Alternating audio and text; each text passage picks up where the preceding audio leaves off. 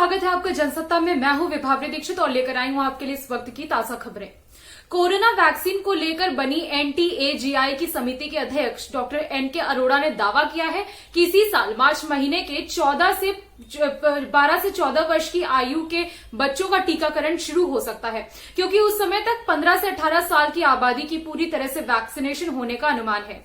समाचार agency PTI के मुताबिक उन्होंने कहा कि 15 से 18 आयु वर्ग की कुल 7 करोड़ 4 लाख आबादी में से करीब 3 करोड़ 45 लाख से ज्यादा को वैक्सीनेशन की पहली खुराक मिल चुकी है और दूसरी खुराक 28 दिनों में पूरी हो जाएगी।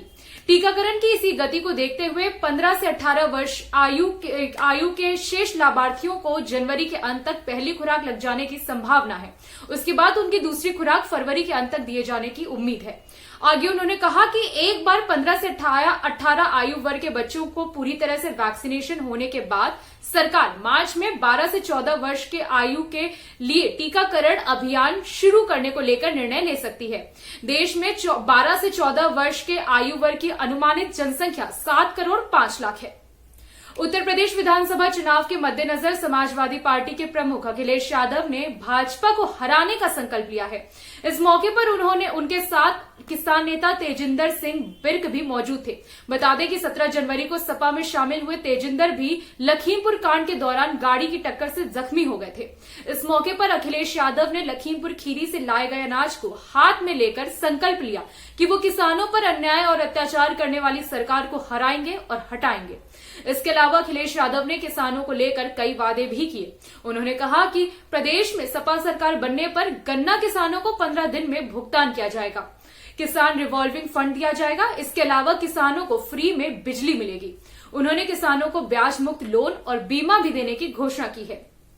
सपा प्रमुख ने कहा कि भाजपा की घोषणा पत्र जारी होने के बाद ही वो अपना मैनिफेस्टो जारी करेंगे। निर्वाचन आयोग ने पंजाब में होने वाले विधानसभा चुनाव के लिए मतदान की तारीख में कुछ बदलाव किया है।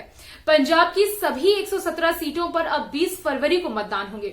इसके पहले 14 फरवरी को पंजाब में विधानसभा चुनाव के लिए मतदान होने थे, लेकिन सत्ताधारी कांग्रेस समेत अन्य दलों ने रविदास जयंती का हवाला देते हुए चुनाव कुछ दिन टालने की मांग की थी। चुनाव आयोग ने इससे पहले मतदान की तारीख आगे बढ़ाने की मांग को लेकर कांग्रेस, भाजपा और पंजाब लोक कांग्रेस के साथ बैठक करी थी। तमिलनाडु सरकार और अन्ना मुद्रक पार्टी ने सोमवार को राज्य के पूर्व मुख्यमंत्री MG रामचंद्रन को उनकी 105वीं जयंती पर श्रद्धांजलि अर्पित की। प्रधानमंत्री नरेंद्र मोदी ने ट्वीट किया कि भारत रत्न MGR को उनकी जयंती पर याद करते हैं। वो एक सक्षम प्रशासक के रूप में सराहे गए, जिसने सामाजिक न्याय और सशक्तिकरण को शीर्ष प्राथमिकता दी। उनकी योजनाओं से गरीब लोगों के जीवन में सकारात्मक बदलाव आए। उनकी सिनेमाई प्रतिभा को भी व्यापक रूप से सराहा जाता है।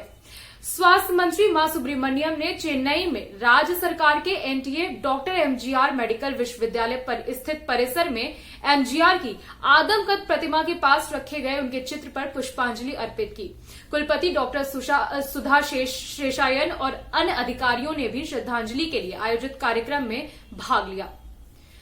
देश भर में गणतंत्र दिवस परेड और उसमें दिखाई जाने वाली विभिन्न राज्यों की झांकियों को लेकर लोगों में अलग ही तरह का उत्साह देखने को मिलता है।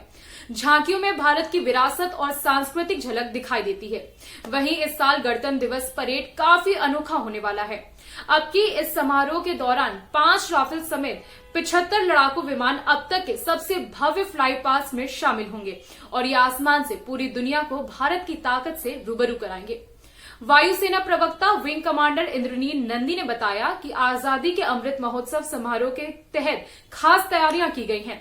गणतंत्र दिवस परेड के मौके पर राजपथ पर 5 राफेल विमान करतब दिखाएंगे और अपनी ताकत का प्रदर्शन करेंगे। साथ ही नौसेना के MiG-29K और P-8I सर्विलांस विमान भी उड़ान भरेंगे।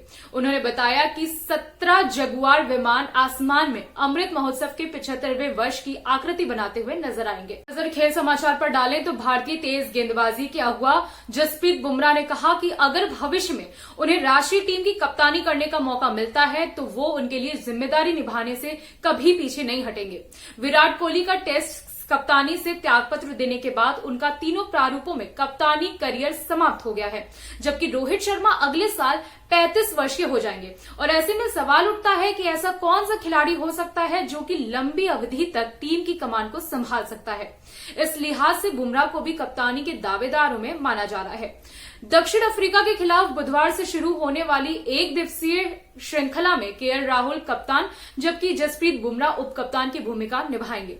बुमराह ने सीरीज से पहले संवाददाता सम्मेलन में कहा कि अगर ये मौका मिलता है तो ये सम्मान होगा और मुझे नहीं लगता कि कोई भी खिलाड़ी इसके लिए मना करेगा और मैं भी अपवाद नहीं हूं।